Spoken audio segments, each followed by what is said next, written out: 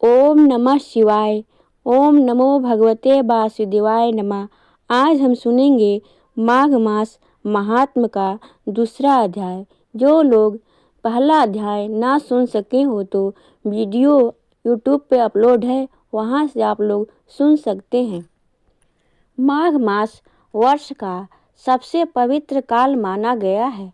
ऐसा कहा जाता है कि माघ मास में किया गया स्नान जन्म जन्मांतर के पापों को धो देता है। शास्त्रों में कहा गया है कि जैसे सभी नदियों में गंगा श्रेष्ठ है, वैसे ही सभी महीनों में माघ मास श्रेष्ठ है। इस माघ मास में देवता पृथ्वी पर आकर मनुष्यों के कर्मों को देखते हैं। आइए अब सुनते हैं माघ महात्म्य भाग का दूसरा अध्याय। सूत जी बोले, हे मुनिजनों, उस तस्वीर के उन वचनों को सुनकर राजा ने विनीत भाव से कहा, हे विप्र, मैं माघ मास के स्नान के फल को नहीं जानता हूँ। आप कृपा करके मुझे विस्तार पूर्वक कहें। राजा के इन वचनों को सुनकर सूत जी बोले, हे मुनिजनों, उस तपस्वी के उन वचनों को सुनकर राजा ने विनीत भाव से कहा, हे विप्र, मैं माघ मास के स्नान के फल को नहीं जानता हूँ।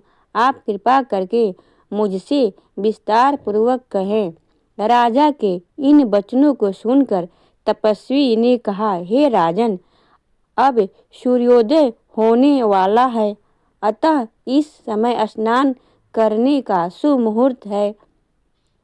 यदि कथा प्रसंग में समय नष्ट हो जाएगा तो तुम्हारा यह एक शुभ समय हाथ से निकल जाएगा।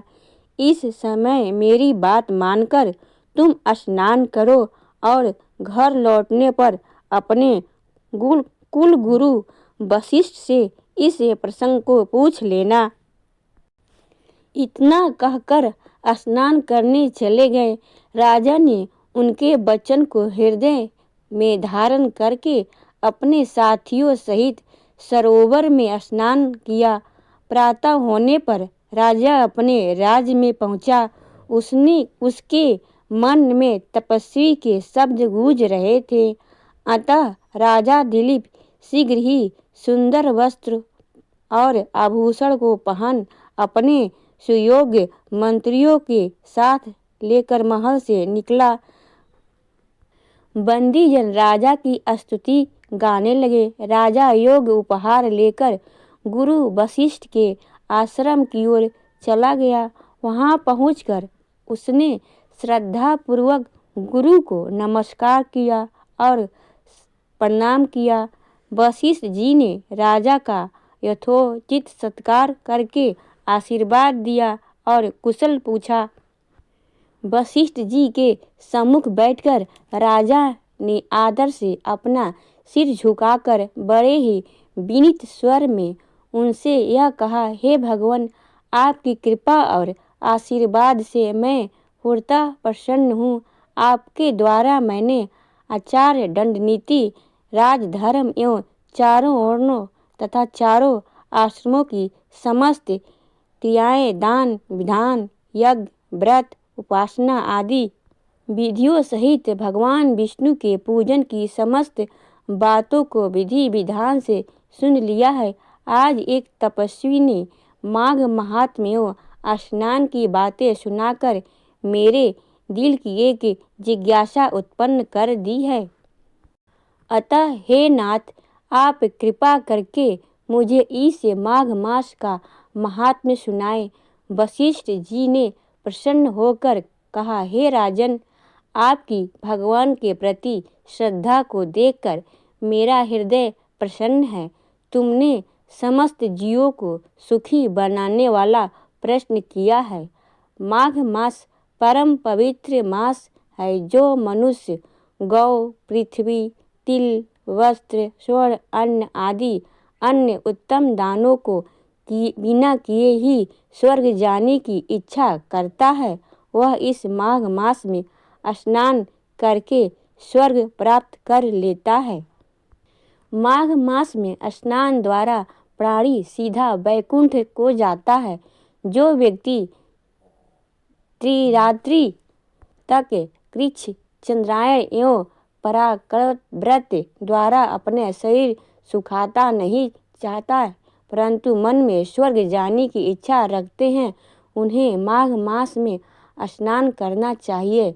वैशाख मास में होम और दान, कार्तिक मास में तप पूजन होते हैं, परंतु माघ मास में स्नान करने से विशेष प्रभाव है।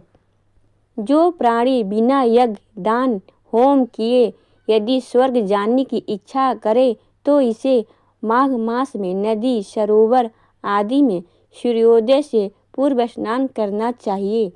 माघ मास का फल कामधेनु के समान है। विद्वान पुरुषों का कथन है कि माघ स्नान करने वाला प्राणी अनंत फल प्राप्त करता है, वह राजा होता है। माघ स्नान चाहे कामाम हो या है प्रजा के लिए अथवा हरि भगवान के लिए हो और चाहे किसी निमित्त हो, माघ स्नान करने वाला अनेकों फल को प्राप्त करता है। मकर संक्रांति में अन्न त्याग कर अदिति ने 12 वर्ष तक माघ स्नान किया। इससे त्रिलोकी ने उज्ज्वल करने वाले 12 पुत्र प्राप्त किए। माघ स्नान के प्रभाव से ही अरुंधति सुभगा स्वर्ग को गई और सच्ची परम रूपवती होकर स्वर्ग में राज करती थी। अनेकों प्राणियों ने उन्होंने माघ स्नान किया है और नियमों का पालन किया है। उसने सुंदर अप्सराओं के नृत्य, गंधर्वों के संगीत एवं यंत्रों से गुज्जित वेद पाठी ब्राह्मणों की वेद ध्वनि से मुखरित परम पवित्र लोक में स्नान पाया है।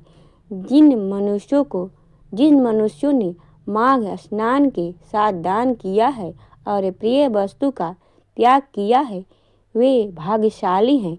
माघ स्नान के प्रभाव से अच्छी बुद्धि प्राप्त होती है, पापों का नाश होता है। इसके स्नान करने वाला प्राणी सहज ही उन लोकों को प्राप्त करता है जो ज्ञानी, तपस्वी और भगवान की आराधना करने वाले प्राप्त करते हैं। दान के द्वारा स्वर्ग प्राप्त करने वाले प्राणी पुण्य क्षीण होने पर पुनः लौट आते हैं, परंतु माघ स्नान करने वाले कभी नहीं लौटते, वे सदैव वैकुंठ वास करते हैं। माघ स्नान करने वाले प्राणी यदि दूध देने वाली गौ का दान करता है तो वह उतने वर्ष स्वर्ग में निवास करता है जितने गौ के शरीर में रोम होते हैं। जो प्राणी माघ स्नान के पश्चात गुड़ तिल का दान करता है उसके सभी पाप नष्ट हो जाते हैं। तिल का दान पाप नाशक है और उसको दान करके प्राणी निर्मल हो जाता है।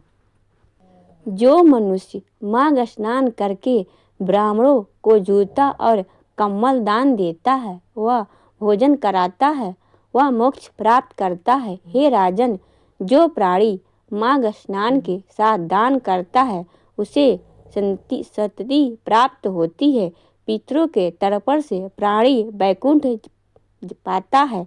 दान के द्वारा प्राणी के सभी पाप नष्ट हो जाते हैं और स्वर्ग मिलता है। माघ स्नान करने वाले प्राणी को माघ मास में यथाशक्ति दान करना चाहिए। जैसे आकाश की शोभा सूर्य से, कुल की शोभा संतान से, उसी प्रकार तप की शोभा दान से होता है। यह पावन प्रसंग भृगु ऋषि ने मणि पर्वत पर विद्याधरों से कहा है। उनके अनुसार माघ मास में अधिक दान करना चाहिए।